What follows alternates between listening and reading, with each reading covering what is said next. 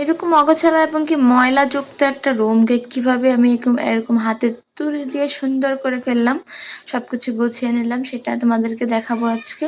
সত্যি বলতে গোছানোটা অতটাও সুন্দর হয় নাই। অনেকেই দেখি অনেক সুন্দর করে রুম ডেকোরেট করে, অনেক সুন্দর করে রুম গুছায়, বাট আমি ওরকম ট্যালেন্টেড না। আমি আমার মতো করে আমি যতটুকু পারছি চেষ্টা করছি।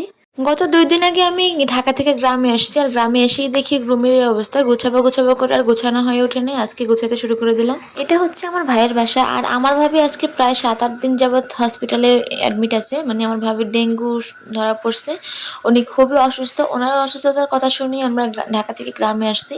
আর উনি যেহেতু হসপিটালে, তাই আম্মু হসপিটাল এবং কি বাড়িতে দৌড়াদৌড়ির উপরে আছে। কারণ হসপিটালে কেউ অ্যাডমিট থাকলে তো বুঝতেই পারেন যে কী অবস্থা হয়, তার পেছনে কত খাটাখাটি করতে হয় এবং কি তার সাথে সাথে সবসময় থাকতে হয়।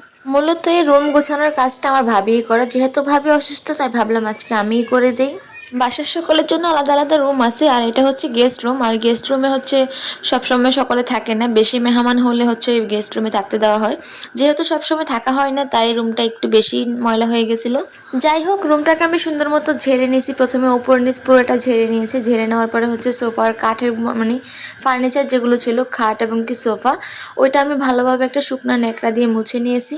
তারপরে হচ্ছে সোফার উপরের কুশনগুলো সুন্দর মতো বিছিয়ে দিয়েছি, এগুলো সুন্দর মতো ঝেড়ে ঝেড়ে বিছাইতেছি।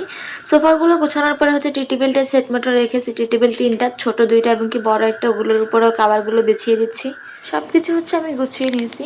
আর আমাদের বাসায় এই সোফাগুলো আমার কাছে খুবই ভালো লাগে।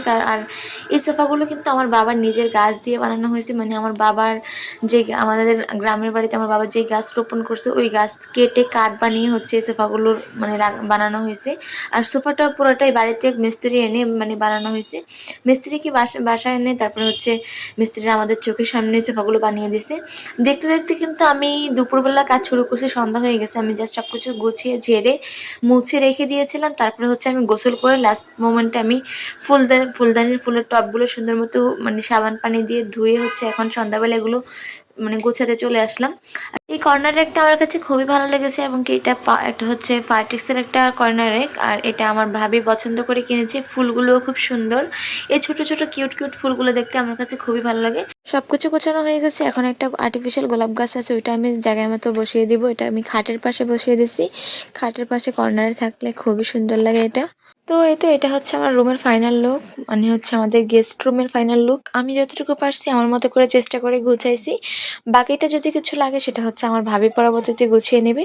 আর এই যে এখানে একটা তারিখ দেখতে পাচ্ছেন, এটা হচ্ছে আমার ভাই লিখছে। মানে হচ্ছে আমার ভাইয়ের ঘরটা যে তারিখে তুলছে, মানে যে তারিখে ঘরের কাজটা কমপ্লিট হয়েছে, ওই তারিখটা আমার ভাই এখানে লিখে রাখছে। তো আজকের মতো এতটুকুই। ভিডিওটি ভালো লাগলে একটা লাইক করে দেবেন। Thanks for watching.